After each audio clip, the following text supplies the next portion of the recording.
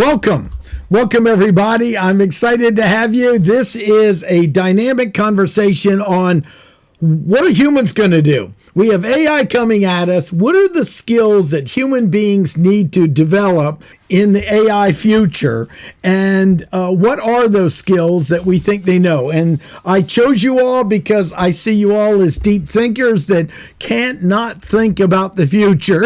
It's like you're hardwired for it. And we'll do a very brief go around introduction so people know who's part of this conversation. Esteban, we'll ask you to start. Well, Esteban Guzman, I consider myself not that smart, not that intelligent with technology, but as a part of this world, trying to keep ahead or with the time of things happening. Excellent. And Esteban's also a small business center director, and he has a law degree, and he's been in 2 countries in America, California and North Carolina. So he has a understanding of entering new worlds, which I think is relevant.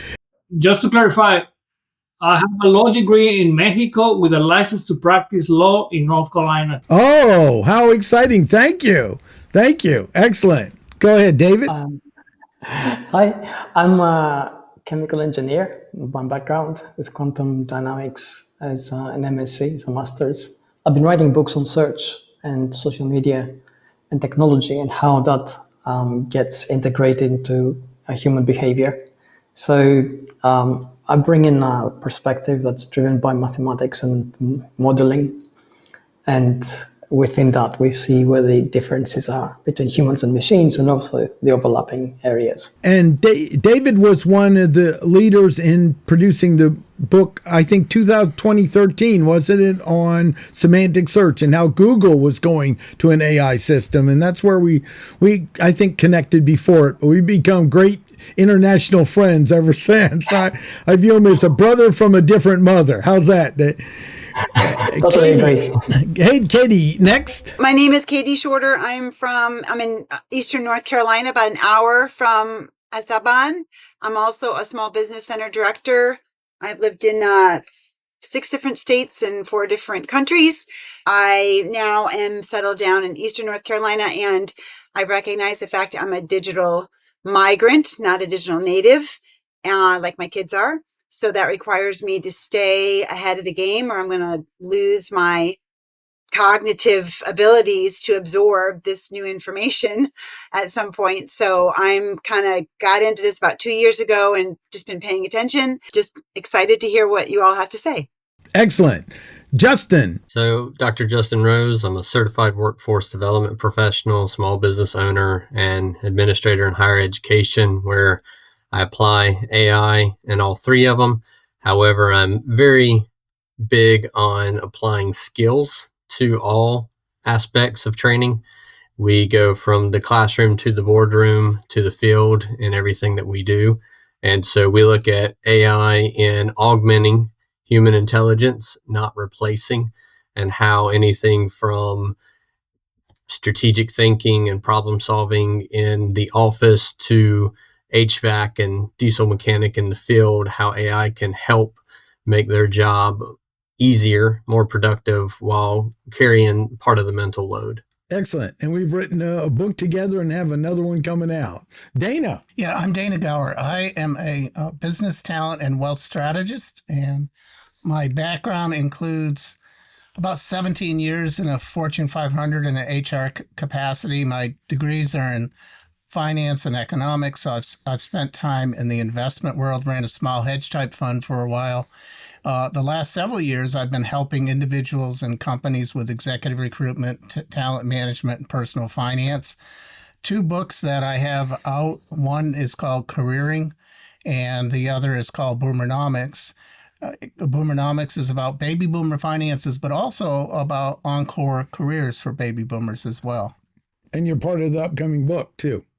Part of the upcoming book, The Job Search in the Era of AI. That's it. And myself, success coach and trainer with a real passion for how professionals and individuals can leverage technology. I thought I'd open with my mother told me the first words I said was wanna or, because that's the sound the tape machine made when it was turned on. I didn't say mom or dad. I was drawn to technology. Oh, back with the first words. Well, let's open it up with, I see it as we've got this coming towards us so fast that I describe it in our Justin and my classes as, imagine the printing press just started really being produced and used at a higher volume, but we're all still scribes. And that's how I view it in this world of AI. And we need to be thinking, how do we prepare ourselves to stay as relevant in this massively weekly, daily changing world? And David, I'll let you jump in to start. You came the furthest. Tell people where you're located. We're in the U.S. I'm in Greece at the moment, so that's why I was so late coming in. I was struggling with roadworks. It's summer, so all the roads are dug up naturally. All right, so let's look at that question. Back in 2015, there was a report written by the Economic Department of European Economic Development, which saw that by the year 2020, automation would deliver 55,000 redundancies across the EU. And we know at the time they hadn't factored in the amount of automation that's coming in because of AI and the accessibility at a personal level. So when something like this happens, we know there's going to be a direct impact. There are going to be job changes, there are going to be job differences, and there's also going to be the sort of usual reaction from large businesses where they try to replace people by simply taking in a program. So in the first instance, what we're going to have, the shock, which we're going to see, is going to be twofold. First of all, there are going to be jobs disappearing.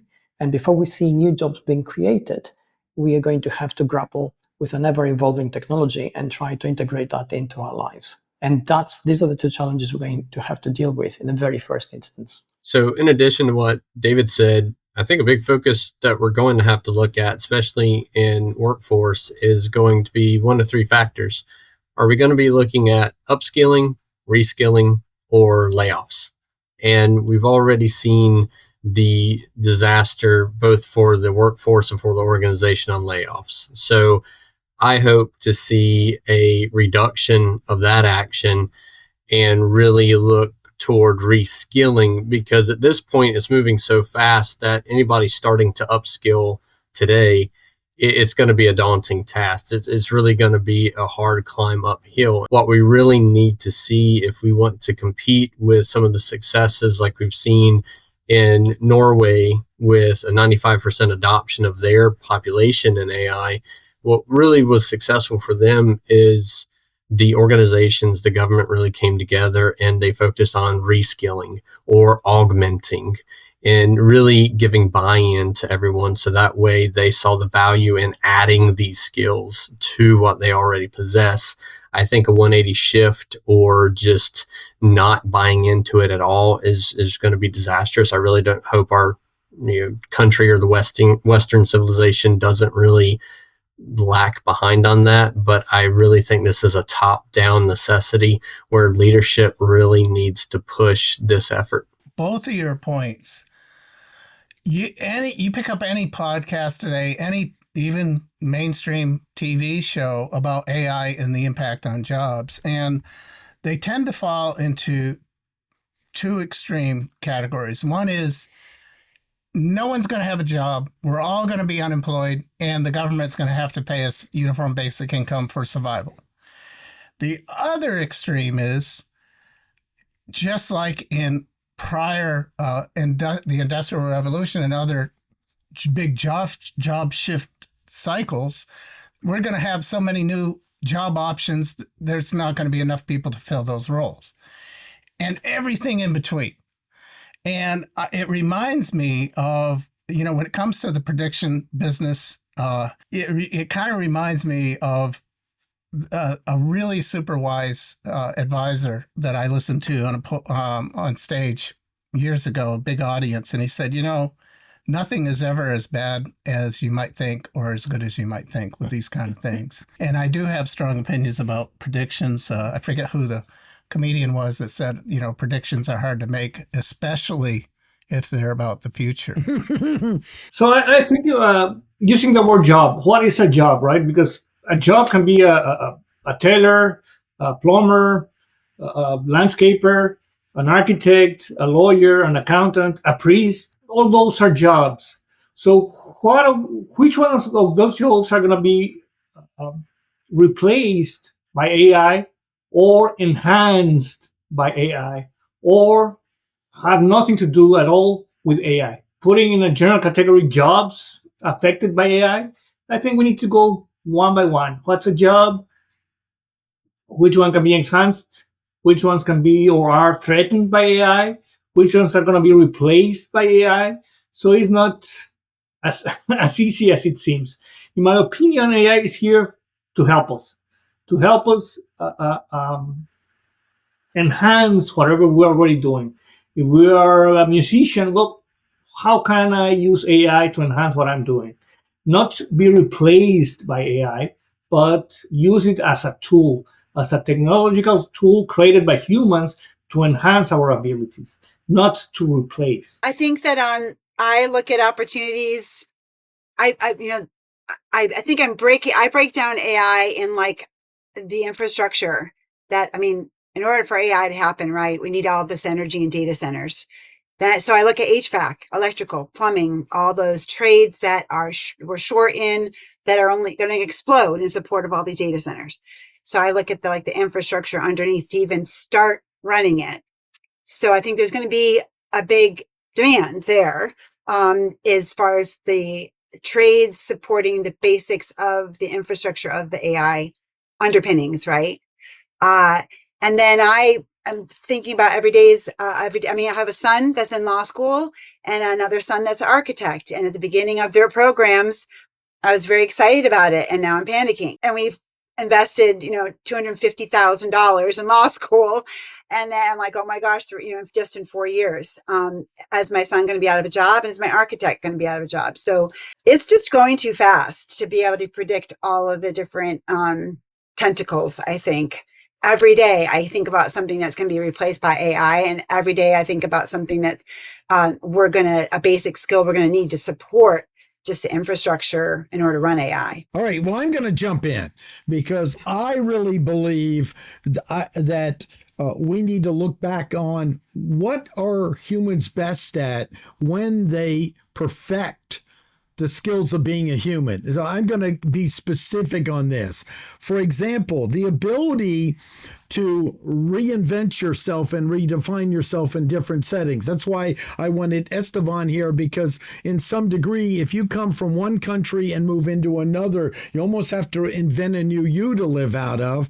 And in studying people who learn languages very quick, apparently they unconsciously build a new identity to live out of, where they almost think in that world differently. So I think that's one skill we need to develop, which means human beings are going to have to get better at stepping outside their comfort zone. This idea, I'm just this, or this is being myself, I think that's going to have to be broken up. I'm an advocate of be anything but yourself. It's going to be an upgrade. It was probably developed by a 5-year-old who you think you are. So I think that core flexibility is going to be needed for us to be able to adapt and learn things. The other thing is empathy is an important one. And I believe that can even be developed in life if unfortunately you had a childhood where it didn't give it to you. And that's the ability to see through people's eyes, especially those you disagree with. In fact, especially those you hate.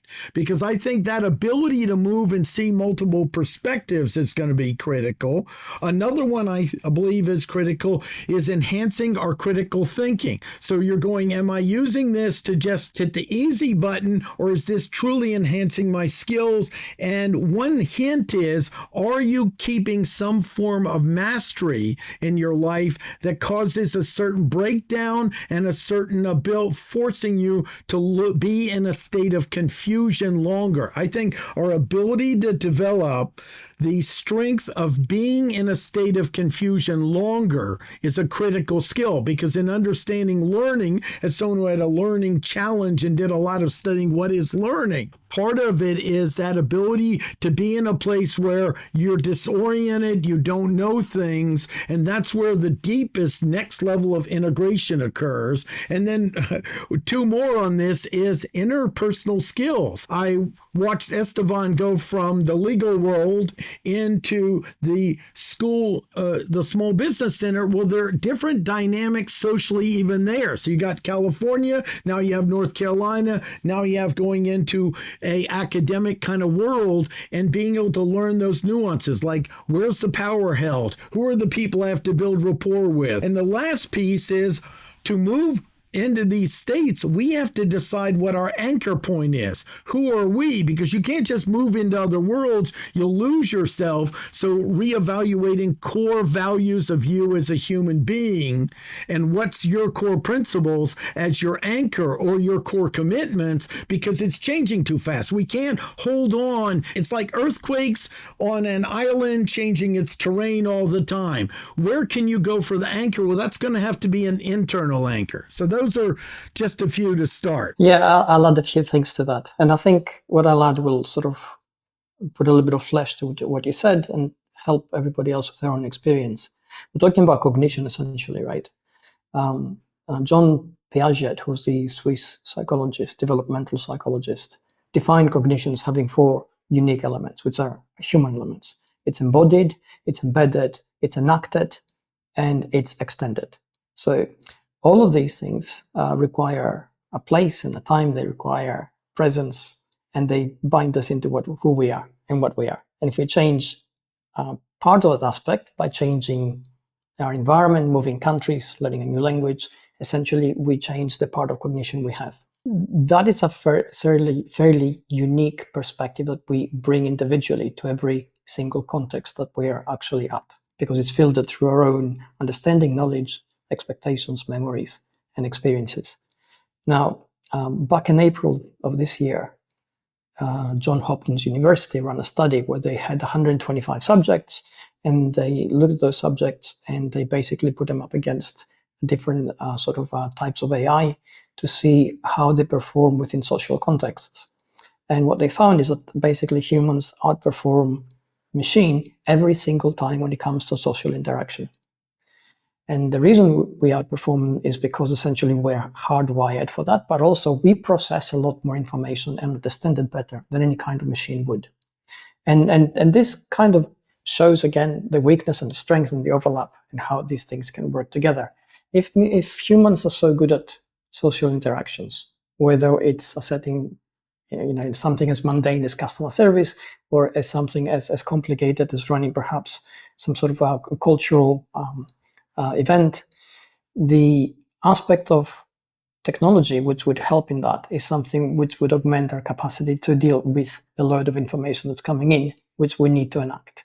So we see that where machines fail is where humans are strong, and where humans fail is in the number crunching, the data, the volume, the pattern recognition, which we're so poor at, which machines can actually help us at. This sort of gives you this kind of study, and the background which I added from John Piaget gives us a sort of framework a little bit to hang everything else on. So if we're thinking about moving into the future, the uniquely human strengths we have are social interaction, the processing of information in shifting social environments, which human machines cannot do, for lack of a better word, emotional parsing and recognition of emotions. And somebody, you mentioned empathy earlier on. That's an aspect of that. And then machines bring in their own strength. They can number crunch. They can give us a massive sort of picture very, very quickly. They can help with our decision making when it comes to dealing with volumes of information. And certainly they can identify patterns where we cannot, because we are overloaded by information. We can't actually see them, and they can. I will add common sense. Yes. That's not that common sense, but only humans have common sense. I will add also the ability to read between lines, or to read the wind.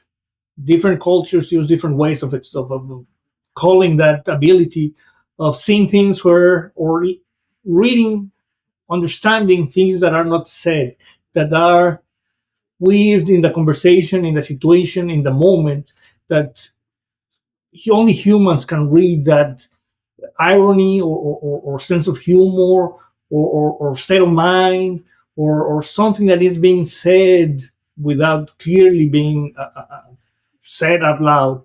I will also add cultural intelligence. Only humans are able to manage that area, and the ethics and morals. Uh, I would agree. yes, Yeah, can I just add that ethics and morals, however, are subjective, and yeah. and there's no objective morality. So for sure, we absolutely need it. I'm not arguing about that. All I'm saying is that when it comes to defining it and comparing it within a machine sort of driven environment, we are stuck in something which we create because we feel the sense of that, but machines have no need for, because there's nothing to quantify. It's like consciousness. In subjective experience, we all understand when we are conscious and when we're not, but we can't define it, and we certainly can't quantify it. Yeah, I agree with you, David. But for example, as an example, AI, we bring down an accountant or a lawyer to basic AI. It can be done with a machine. But what's the limit to that? The personal moral set of moral values and ethics that each human in each situation, in each moment, in each culture, in each time, in each society sets that moral boundary. I guess, I'm guessing it's not the same boundary for a lawyer, family lawyer in New York than a family lawyer in Goldsboro, North Carolina, or a family lawyer in Mexico City, or a family lawyer in Argentina. Each one of those lawyers have a different limit on those values on even though it's legal, but what's the boundary for the moral of the situation in each particular case, in each moment, in each place? I think what you're bringing up is a important point, David, both of you, and it's not assuming that ethical and moral is the same in different areas. I'll give a good example is my best friend Rick in Japan. The Japanese, their moral compass is what's agreed on by the society. While in America, we have a background that's influenced a lot by our Christian origins here. Theirs is not like that. It's more social. So that's a very different moral thing. So if the society moves to something that maybe America wouldn't see as ethical, it could move very easily if the entire collective does, or vice versa. So I think this is where we can't assume in the future that is equal. It's just like my favorite quote is common sense is not common. What's common sense to someone I know that grew up in Grenada, walking around and understanding an environment? I don't have that common sense, but you get me in DC and knowing don't go down that alley, I got that common sense. So I think what this is revealing also is as humans, we need to take the assumptions and get them out and have discussions on what they would mean in different environments. So that's another skill, is to be cautious of, I think one of the words sometimes is nominalizations. They're words that we assume have agreement on, but they don't necessarily. The ability to challenge assumptions that we take for granted might be another skill. And to touch on all of those from a different perspective, a term that's really coming out that really describes my generation, which is really when I was born, it's kind of a cusper of Gen X and millennial, Zennials, which has really been called the bridge generation, because we grew up in analog childhood and we're living in a digital adulthood. And so technology really developed at a more rapid pace in our development years. And I like to joke that I grew up when Saturday morning cartoons still had raw life lessons in them. And so, common sense hits something very familiar to me, because, growing up, it was teenage years before I even had a cell phone.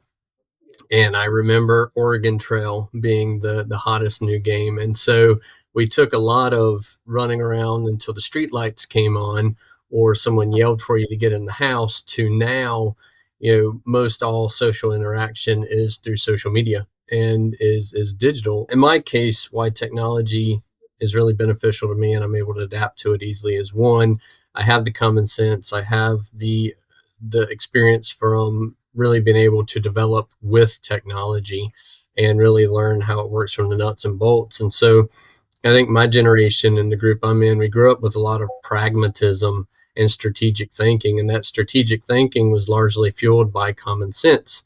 If it looks hot, don't touch it type thing. And so again, we come from that background. Yes, the Judeo-Christian background, biblical background that our country was built off of. Of course, my generation was one that really was shaped too by diversity and globalization, in that I grew up with a lot more diverse classmates than my parents did.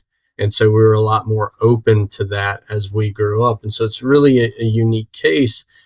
But again, my generation too, we kind of developed our own sense of the world, as I would say, in that we took those principles, we built upon them, but then too, our generation is one that really, with that pragmatic, strategic thinking, we looked at possibilities. We came off of Blade Runner and were brought up in the Matrix. So you could get philosophical to another level there. We were really that cyberpunk sci-fi generation. And so we have a much different outlook than older generations or even the new generations who've never really experienced that analog format. And so, I try to carry that into my professional career with workforce, in the fact that, I've had a 80-year-old plumber who retired. I've shown him how to use, literally talk to AI, and they love it. They love what they can learn from it, what they can really do with it. And so they're trying to teach younger professionals, and then too, being able to train younger professionals and how to use it to bridge a gap conversationally with their interpersonal skills. I think really a lot of it, like Martin, you said, you really have to be able to have the emotional intelligence to try to put yourself in other shoes, try to figure out where, not just call younger workers lazy or older workers, sluggish or whatnot. You can throw names all day, but maybe even try to figure out how we can use AI to help us or introduce us to a different frame of thought and a different perspective. I heard two things that I heard over here. It was at the beginning, jobs. And now I heard Justin say the 80-year-old plumber using AI. I think that if we use AI as something that enhances our unique abilities, it's wonderful. Now, that fear of losing jobs to AI, in the moment someone says, let me go check with AI, and then I come back, you just made yourself, whatever you were doing, accountant, a business person, you just made yourself irrelevant. Because if you say, I'm going to go check AI, well, I don't need you then. I go directly to AI. So I think if we use it as a tool, it's wonderful. But in the moment that we ourselves, in whatever profession, whatever job we have, we open the door to being replaced by, then we're going to be replaced by AI. The first place, or we should start with changing the way we talk. Instead of saying, I'm up to date, I'm the coolest guy, I know how to use AI, and I tell you, I'm going to check AI, I'm going to ask AI, and then I come with an answer, I just killed myself. I just shoot myself in my leg. I want to add something interesting. I said to someone in the class, Justin, we were teaching live yesterday, and they said, I think I'm going to be replaced. And I thought, why don't you take on how to replace yourself and then push the envelope beyond it as a learning exercise? And I had not said that before, but it's really what I'm always doing is, how can I kind of replace myself? And then what happens is I'm starting to push beyond. What's the next level? it sort of sounds counterintuitive. It complements what you're saying, Esteban. It's not in conflict with it, but how can I get the things that I'm doing, usually more tedious, done with AI, so that I can then work on truly what am I best at? And that leads to my comment of we've got to do the soul searching on, if I'm a product or a tool, what is my aptitude strongest in? And then how do I perfect that and find out its applications is one piece, I think, in the human condition we need to work on. Like, I'm really good at going in and talking to new people. How did I learn that? I learned it from other people because it's like breathing for me. And Karen said, you're great. I mean, I would have never walked in the door at State and said, we'd like to bring our social media management course. Well, that's like breathing for me. Well, we need to find those breathing moments and bring them in and then polish them, not just write them off. So something someone sees as just obvious, listen to what other people say about it. That might be your skill to protect, to stay relevant in the AI future. Well, it's interesting that you said that, because my son, in his internship at the law firm this summer, they've offered him a job when he gets out of school. And he said, Mom, I'm going to eliminate like 2 of the paralegals if I go in there. So this summer we worked on how to optimize operations and just processes and procedures using AI in the firm, because it's not being done. I said, find your ceiling is what I called it. Find where you can't be eliminated right now. Now, unfortunately, the 2 of the people in the office would be, but he said the ceiling is in discernment. So let's say, for example, they do briefs, law briefs, and you're going to have hallucinations in there that will eventually be gone. They'll perfect the going and finding precedent, for example. But there's discernment in which precedents don't only provide legal reference, but a reference point in conditions of the lawsuit. And that's where he feels a ceiling. He said, I think I found a ceiling there where AI is not going to break through this anytime soon. Discernment. It's interesting. He came up with that word. He said they can find all the precedents that reflect the exact law of what they're doing, based on the black and white. But when it comes to, is this the best one that reflects my client and the dynamic going on, to Esteban's point, that those perceptions, the intuition, or whatever that is, those intangibles of human reasoning.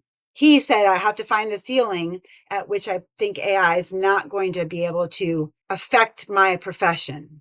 Does that make sense? Yeah, it does. And my point was a compliment, but a different. If you had 2 circles, mine is, what is the natural gifts I have or have developed, and make sure I am honing those. And my favorite quote is from back in the IBM days. I'm sort of ADD, and my job involved managing calls and things at IBM. It was really hard for me. It was not easy. And one of the coworkers who was brilliant at juggling things said, any monkey can do this job. And I said, this monkey's struggling, because she had an aptitude for handling in her mind multiple tasks simultaneously and keeping them all together. But there were other things she wasn't as good at. When it came to solving and being focused on a problem, that was something I was good at, because I could use logic and intuition to fix a machine. Not that she couldn't be good at it. We've got to find what are those. And I found with humans, that's the hardest to see, because we don't see them. It's like, what's natural breathing for you? You need to listen to what other people say and then hone it. And then yours is, what's the ceiling in the field, which I think is another very important field that I should go for, is another really relevant point. Yeah, it's really interesting, Katie, you bring up 2 examples, live examples, your own sons, and your concern legitimately about, investing in them, and them, they're investing their time and their education, and are they going to have a job? And these are areas in the past that have represented great job security, architecture, and the law. And so in addition to what Martin's saying, and I think what's really impressive and gives me hope is that your son is looking at this the way he is, and in that he's basically going to pave the way for improvements in the law firm. And I think in both cases, their way to job security is to embrace that AI, use it to the advantage of the organization, prove their worth, and then beyond that, document their accomplishments. And this is maybe the career coaching side, but document their accomplishments, expand their networks in and out of the law, in and out of architecture, and do some ultra branding.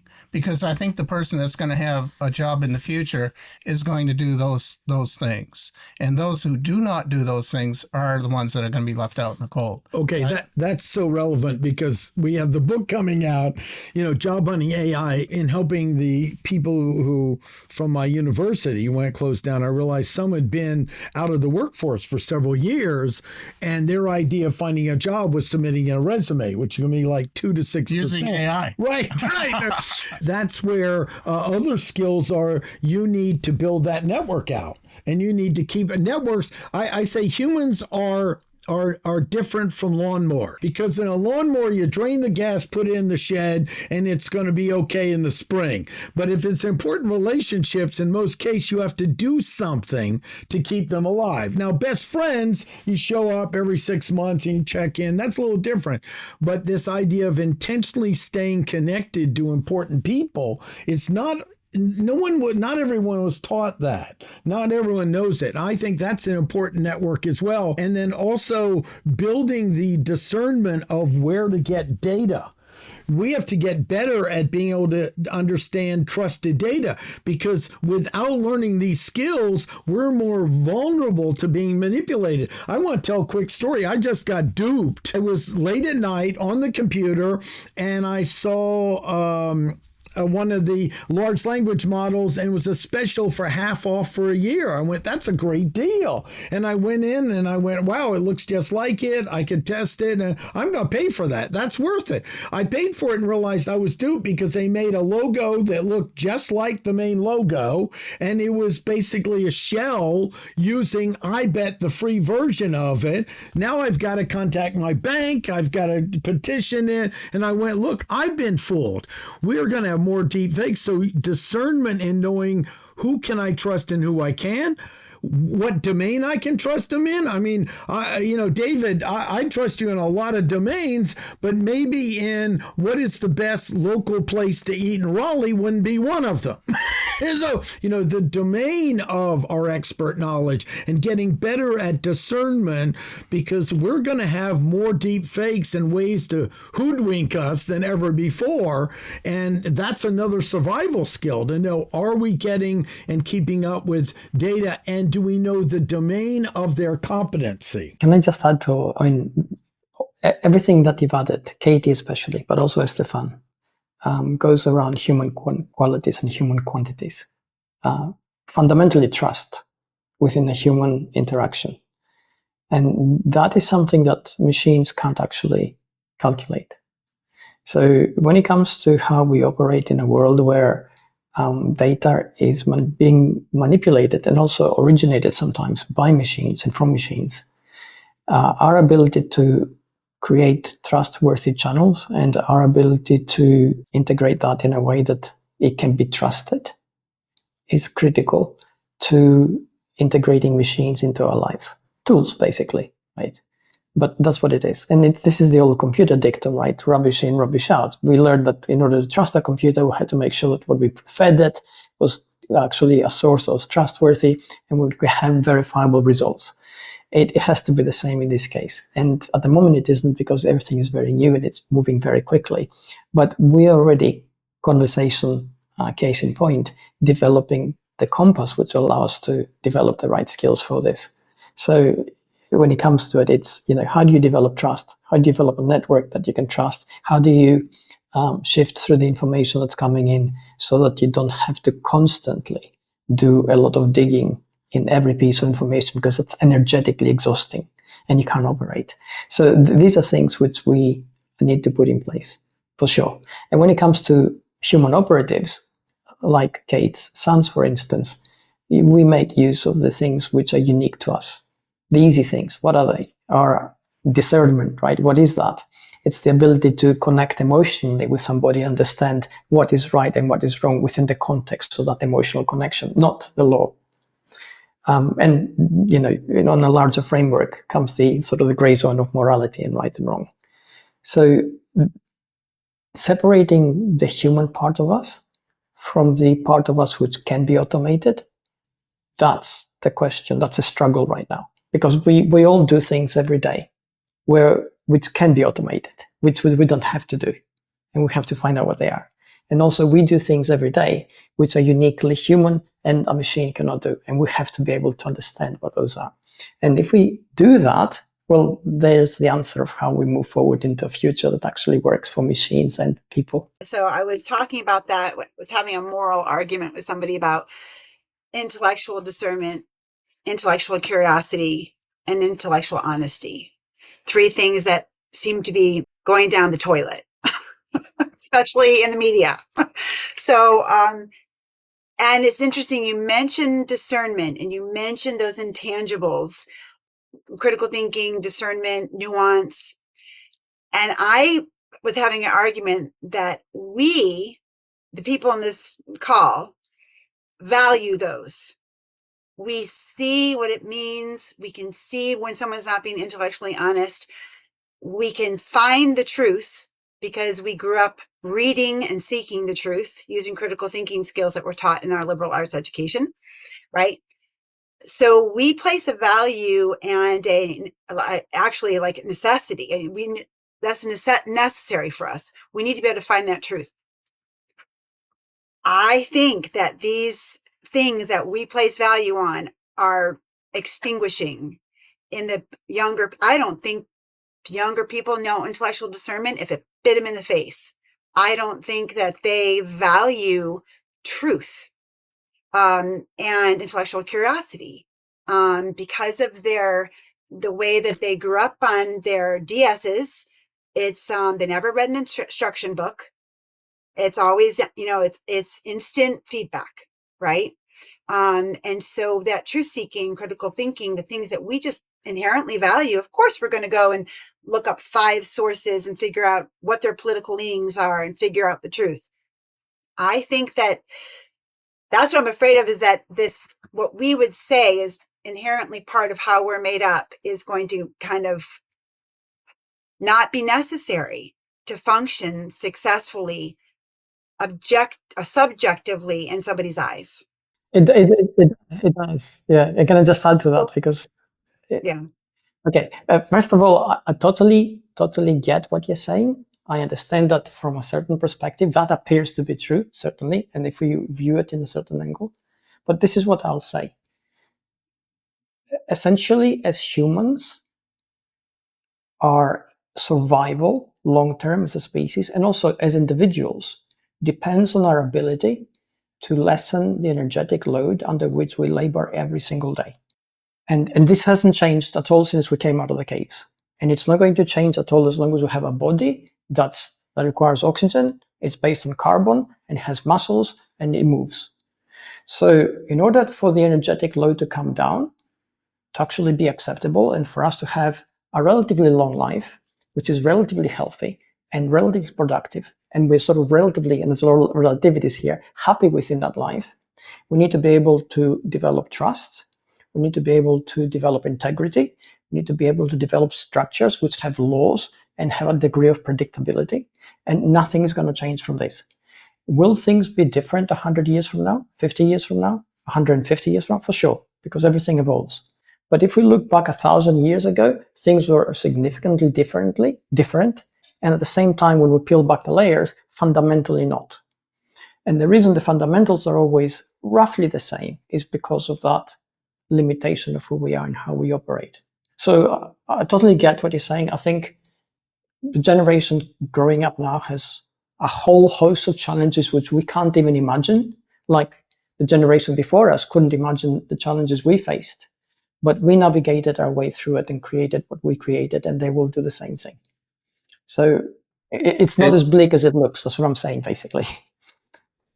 And I think to kind of merge in between those two, to your point, both of you, I think it's less of a generational thing as we move forward. David, to your point, things do evolve. I think much of my lifetime, we've looked at it generationally, but I think really when I look back on my learning style and how I was trained on the various things because I grew up working at a young age, we were farming. And so I learned a lot of skills prior to really getting into the traditional high school jobs.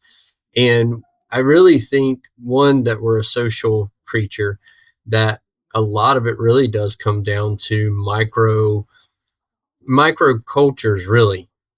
You could also say micro society. Whereas unless you have, say, like the Chinese party, to where there's strict national structures that everyone has to adhere to. And I'd say even in those, you see that there are these subcultures and these microcultures. Really, as long as you have a large body of citizens, a nation, even on a regional level, really what's going to happen is you're going to find that even beyond generational barriers, the subgroup, the demographic within that culture, they're going to either excel at something different than one, maybe 5-10 minutes down the road, or something's going to be different. And so what I've seen areas and regions where, yes, older generations are more skilled at something, but yet the younger generations are just as skilled because that subculture or that isolated community valued that. They pushed it and they required it of their youth. And then, you drive 30 minutes down the road and you could have massive unemployment in a very similar, even in rural, urban settings, because that same belief and concept was not applied there. And so what that brought up in me, and what I try to spread to all of my students and all of my programs, is, personally, whether it's AI, whether it's my professional career, I try to be able to answer anything to a impactful and satisfactory level at the drop of a hat, because I understand I have my finger on the pulse, to say, of anything that I'm managing or working in. And so to me, competence is just a necessary part of anything, father, brother, friend, professional. And that's something that I've seen slip on a larger scale in the recent years, except for, again, in those isolated communities where someone made a decision that this needs to be relevant and that it needs to be impactful. And, a perfect example of that on a larger scale, Katie, is trades. There are areas where trades are still thriving, and then there's areas where people, they don't want to take over the farm. They don't want to take over the family business. And you're really starting to see those economies suffer greatly. And so it's kind of a thing of, you almost have to go back to grassroots, and how are we going to really light that fire back up on a national level, to where we believe in competence, we believe in those core values. And that's going to play to AI, whether it's ethics, whether it's usage, whether it's application for the benefit of your fellow man. We've got to get back to not just the critical thinking, but just the belief in competence and the belief in productivity, really. I love the idea of looking different subgroups of what you talked about, because I see some people stuck in that are younger in their own silo, but I also think it's a condition across the board that we need to look, how do we disrupt our automatic biases? It's so seductive to get into your own comfortable echo chamber. And if you stay in it, the problem is, one, it becomes ultimately boring. Number two, you'll probably go into depression at some point. And number three, it limits your options, because the more you stay in your echo chamber, we see politically as an independent how people are or like something changed in their society in a vote, and they're profoundly surprised. I'm not surprised. I'm trying to listen to all sides. I'm going, well, of course, you're not listening to this group over here, and they're going out and voting. You get into an echo chamber, and until something breaks it, we're going to get stuck in it. But I see that across the dimensions. I see that in the older and younger, and it's easier to do because one of my articles I wrote on, we have more demand of distinctions than any time in history. And David understands this. A distinction means that moves through confusion. Learning a new feature on your camera is not a new distinction. Going from black and white to holograms, that's a new distinction. And we are every day confronted with it. And we need to have compassion for ourselves that this is the way we have to do. We are not just learning add-ons. We're having to constantly learn new distinctions. It's a different experience. It's much more uncomfortable. And the more we can realize it, we have to pick our battles carefully. I'm not going to be able to understand all the new distinctions in being a lawyer or like the architect. Your son is architect. The first thing I'd say to him is, are you keeping up with all the new AI technology in your field? Is there a certificate you could get to show you know that? That's the first place to start with it. But I think we have to acknowledge we're not just overwhelmed with information, but new distinctions, and pick our battles carefully on it. What are the priorities? And we have to set priorities and learning.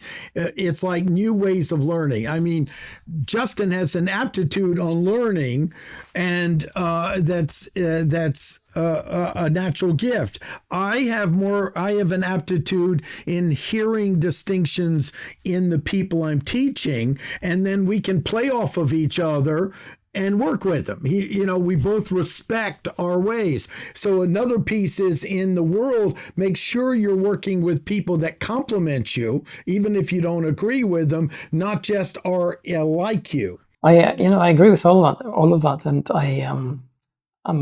I'm thrilled Justin brought up microcultures, and you brought up echo chambers, and they're the same thing in some ways. Okay, and I'll expand to that. But essentially, you said they're seductive, and they're both seductive, and the question is always why.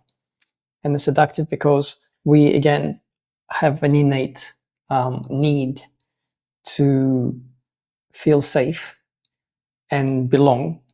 And the reason we have the need to feel safe and belong is because we need to be able to feel that we can control our world.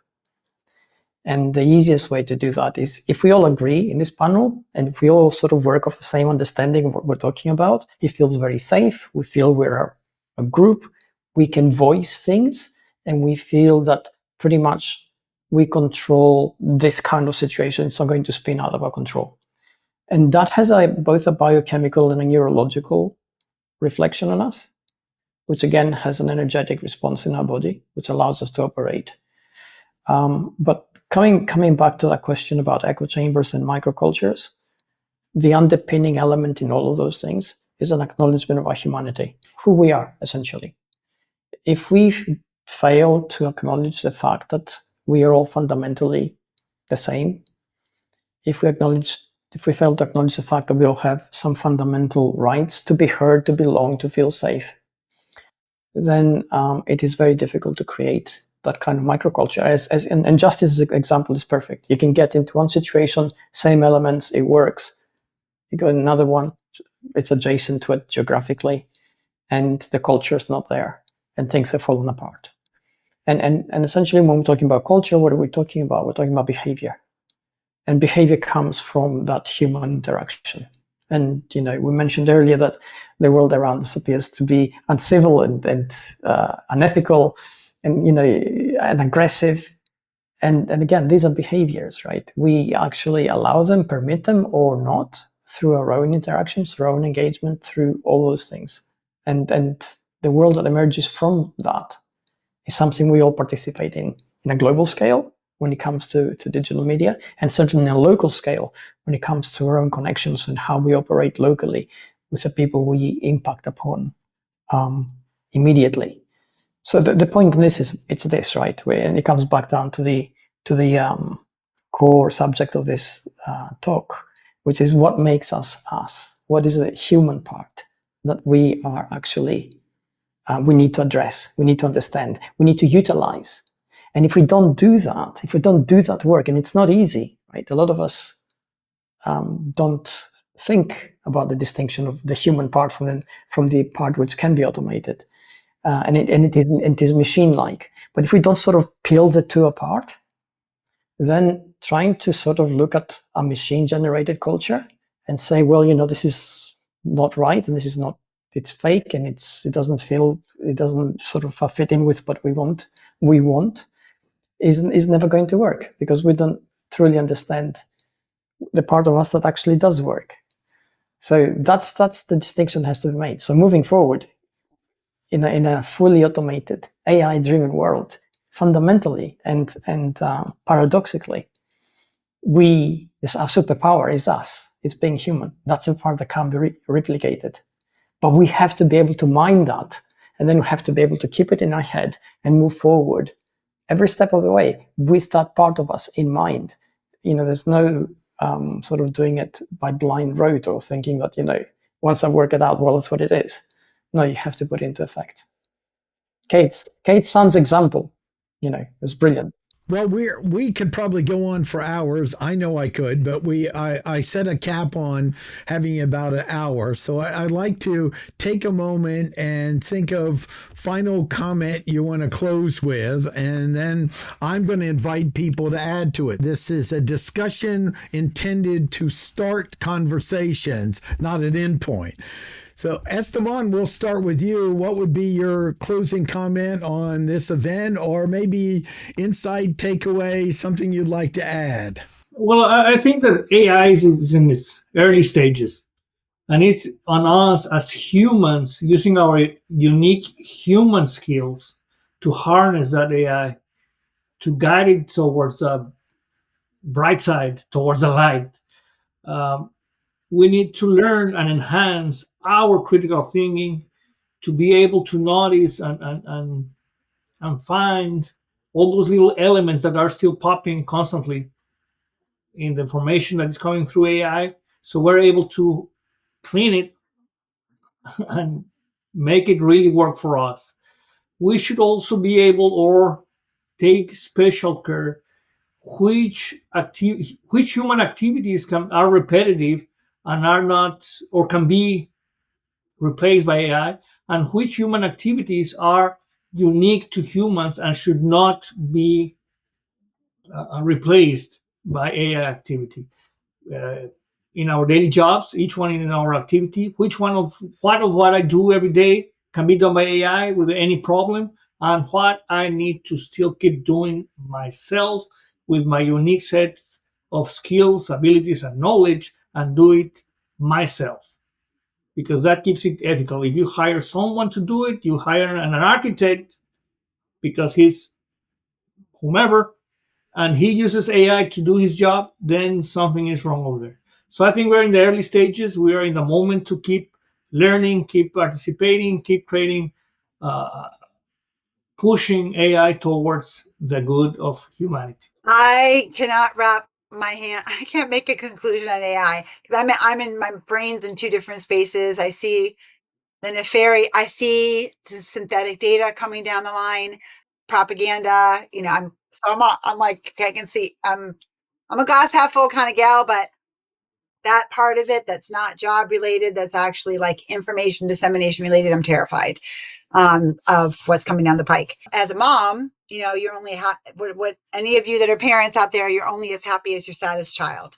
So, and that's of course innately more so and amplified for moms. So I'm really focused on what can I do to make sure my kids, and that's what I worked on with my son this summer, are able to understand how AI is going to work in the landscape of so that they don't become irrelevant or redundant. So which is a very good practice for what we've been talking about today on what's tangible, what's intangible, where do they meet, where do they hit up against each other, where do they mesh, and trying to balance that for my kids' survival and relevance in the future world. So I've been focused this summer. So AI is not good for people that are ADD. Just saying, because that's me. That's not good. So anyway, that's all I've got. Oh, we can't lose the main purpose. It's a tool that's supposed to augment humanity. We can't discard humanity and people for the sake of productivity. That's naturally where certain practices seem to go. I'm hoping that those who championed it have hurt to the point now they've learned their lesson, and that others who sat back and watched either learned the lesson from that, or like some of the companies that went the other direction, they learned from the success of those companies. And what we need champions who believe in that, believe in competence, believe not just in trades, but bringing that motivation and that belief in yourself and the pride in purpose. We need champions that'll bring that back. I think if we saw that matched with the just sheer ability and capabilities of AI, then there's nobody who could match a workforce like that. All right, David. Thank you. I'm going to pick up on what Kate said, and then I'll add to what Justin just said. And Kate mentioned propaganda. In Nature magazine, just last month, there was a study which had humans debating 900 participants. So it's quite an extensive study where humans debated AI. AI was designed to create micro-targeting and personalization. And then also they had a control group with humans were debating humans.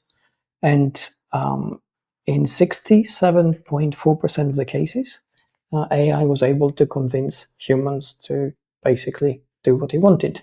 And the reason it does that, because when it comes to micro-targeting and personalization, it's relentless. It finds the touch points. It actually becomes very compelling. When humans interact with humans, logic is secondary, emotion is primary, and it grades, and you can get two differing opinions, and they'll never find common ground. So this is something to keep in mind. This is challenge number one. Justin mentioned about productivity and how we discard people so easily, right? Because we're driven by the next quarter reports and the bottom line. And again, this is being very short-sighted about it. We are moving into a future which is uncertain, and it's going to be uncertain for all of us, regardless. There are a lot of challenges which are coming. AI is just one of them. And the only strength we have is the only strength we have ever had, which is the ability to connect as people and actually pool our resources and give each other that safe place. So this is something to keep in mind as we adopt and adapt the tools that we have. We basically need to keep people at the forefront of our mind and actually seek that human connection every time. Dana. Yeah, I think the key to job survival is that word, David, and that's adaptability, and maybe resilience too. Yeah. Not resistance, adaptability, acceptance. And I think it's a growth opportunity for us as humans to become better humans, use the those skills that you've all talked about better, and utilize AI in a constructive way as much as possible. And I think we're going to see just today, as a matter of fact, the state of Illinois was the first state in the nation to pass a law saying that AI cannot serve as a mental health professional. Uh-huh. So, there's certain boundaries maybe that will come in that will address some of the concerns about AI getting totally out of control if they do put some regulators and some guardrails around AI. Yeah, I'm going to close with, I think this is the time to realize a boat in a storm with no direction has a very different experience than a boat in a storm with a direction and a commitment. So it's the time for us to reevaluate what we as individuals are committed to and what type of life we want to live. And my invitation is the life of being in an echo chamber is seductive, but ultimately becomes boring. It's like my joke is a meaningful life isn't necessarily better, but it's less boring. And so I'm going to leave on that note and invite people to comment on this. We want to open the door of a conversation here. We are not bringing ourselves as experts, Jess. We all experts in our own field, but look at your own areas. Where are you stuck? Where could you push the frontier? Where are you in your own echo chamber? Where are your biases? Because you're giving up control. It's just like if you're easily offended, you're easily manipulated. And what David said was the more we don't know and the more we don't stretch, the more we are used and manipulated. And most human beings, when they realize that, would rather not choose that path. But if you don't push these envelopes, you're more vulnerable than ever, like your study, to being manipulated. So this was excellent. We can go on forever. And I want to thank all of you for taking the time to do it. Please make sure to check this out. Add comments. We'll have further comments you can add as well. And thank you for the time. Yeah. You have to Thank you very much. Oh, sorry. I was just going to say, I never thought that evolutionary biology, and because we talked about evolutionary biology today, right? The trust, integrity, predictability of human nature, Darwinian kind of tendencies. Never thought those were going to meet today, Martin. So you never know what you're going to get in Martin Brosman's YouTube feeds. Yeah, there's a realtor, Linda Kraft, that said, "You have the most diverse friends of any human I ever met." So I take that as a compliment. Thank you, folks. Excellent. Appreciate it. Great. All right. Bye. Great show. Great show.